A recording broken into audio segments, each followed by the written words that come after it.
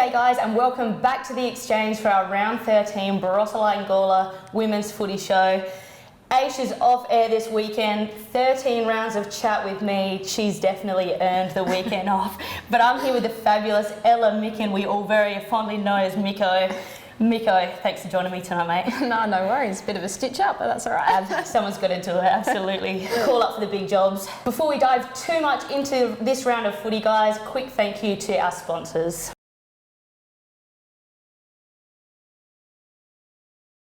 Miko, round 13. We spoke about it last week and time is absolutely flying, but we've had a fabulous round of footy.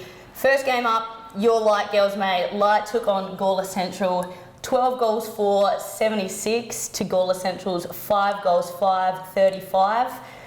Bit of a battle, mate. Yeah, unreal. The girls did really well, actually. We were pretty nervous going out there for a night under the lights, which was pretty cool after the A-grade footy. But we went in, we were a bit worried.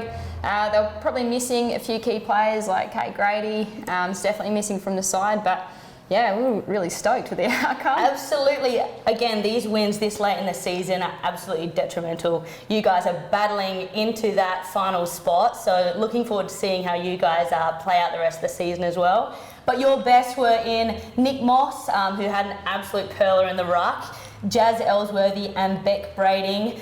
Well deserved for Beck to get in the best after snagging 6 goals. Dakota Hinwell kicking 3 and Scarlett Birdfidge with 2.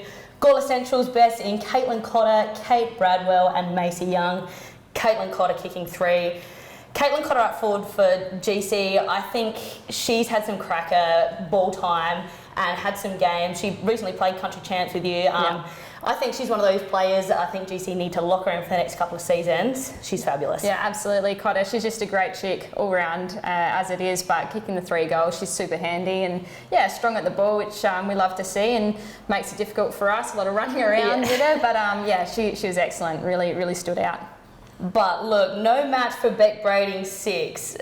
I think I talk about Beck every week. She told me off when she saw me at a game last week and said, stop pumping my tyres. Look, Beck, your head's going to be so big from all the chat I do about you won't be able to fit through the doorway soon. No, I love Beck Brading. She's unreal, so reliable. Like, you can just, if you get her into that forward 50, you know she's going to make something work. Like, I can't praise her highly enough. She takes big marks, she plays on. She's agile and she just nails it each time. Like 6 goals, that's brilliant. Absolutely, and of course she's sitting second at the moment in goal kicking, having snagged 34 goals this season. If that just doesn't tell you how great she's doing and what a season she's had. But of course, the Light girls as a whole, Matt, you've had to do a little bit of work in that midfield, getting it down to her, so absolutely give yourselves a pat on the back. I think the Light girls have done really well, but great for them to get the win up. GC battled hard. Really good game of footy there. We had Newry taking on Tanunda. Newry kicking 2 goals 14 to Tanunda's 3 goals 20. This was another battle, an absolute headlock. Went down to the final nail-biting minutes of this game for Tanunda to pull the win away. The Newry girls battled really hard, but Tanunda too strong. Yeah, I'm really glad I got to watch this game today. Edge of your seat stuff. Newry, I can't believe how much they've grown over this season. Yeah. Like, unreal. But Alicia Healy, she just knew what she had to do at the end there and ran down that wing and laced out Sonia and there you go. And that's the end, absolutely. Tanunda's best in Alicia Healy, Mackenzie Thompson, Jacinta Howard, with goals from Alicia and Sonia. Mackenzie Thompson loved a bit of dangerous duo work last week with both of them getting the best. Turned one on this week, Macca, again, do love to see it. Best for Newry in Renee Richardson, Caitlin Brooks and Em Boothie as well, with Renee and Amanda Schultz snagging 1 apiece.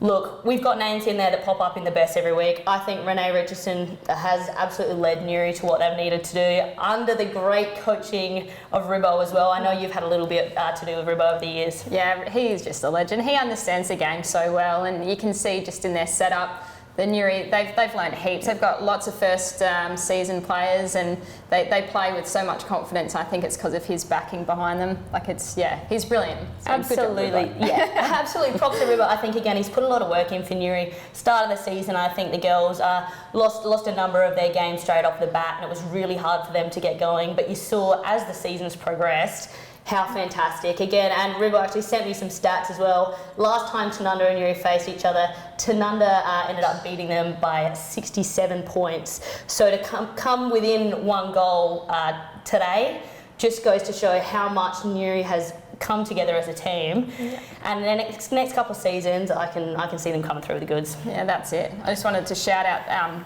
Taylor Nixon in their team, number 11 for Newry. I don't think I saw her drop a mark. Like, she was brilliant up forward. It's so cool to see. It was a really good game. Absolutely. Good to see, again, a lot of different names coming through for Newry. Girls we might not have heard from before or getting in the best as well. Just goes to show that the development of the whole side constantly progressing. And our last game of the round was South v Barossa. South scoreless to Barossa's 15 goals 14, 104. South had their best in Stella, Shane Dredge and Anya Jackson as well. South done a lot of work. That second half of that game was a bit more of a headlock. I think it took them a little bit of time to get in the rhythm. But Barossa had an absolute cracking down the tracks, especially their best on, Tegan Robbins. Robbo kicking 8, leather poisoning Robbo. Hayley Henke coming in second best and Tiana Groveman. Again, Robbo kicking 8 with Connie Clarkson kicking 2 as well. Can Robbo be stopped here? No, absolutely not. Robbo, she's next level. That kid, she takes the ripper marks and she knows where the goals are, obviously. But that crew in the Barossa team, they're young ones coming through. I mean, Hayley Henke, she's one to watch as well. She's just so speedy around the ground, and Tiana, we all love TG. Absolutely. She's a weapon, but yeah, Robbo, that's next level for her. That's brilliant. 100%. You really like to see a lot of these girls getting this game time. When they're on the field, they're able to perform like that as well. So it just goes to show you put the work in, you get that absolute quality football come out.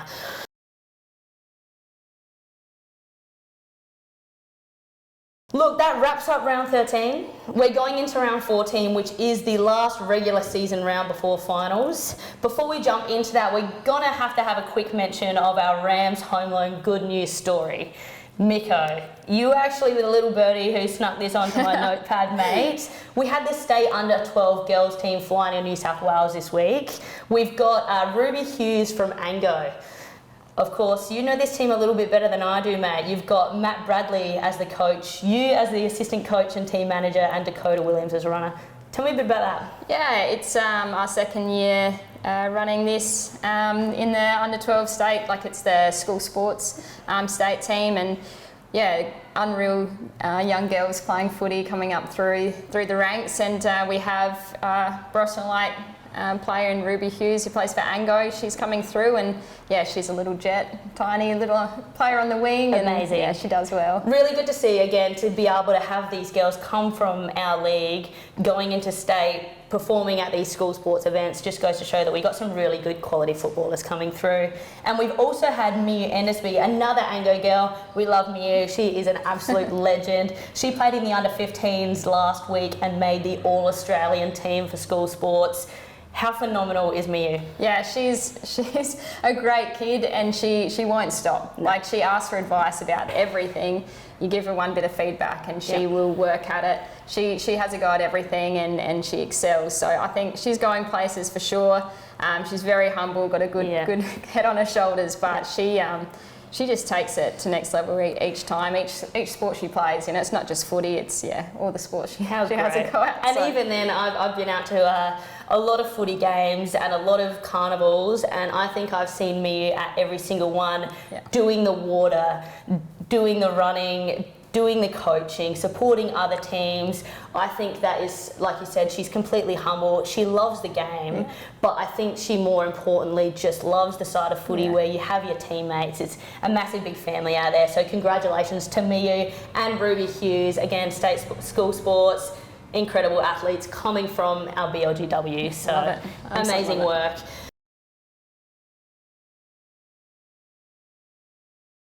But next weekend we've got our round 14.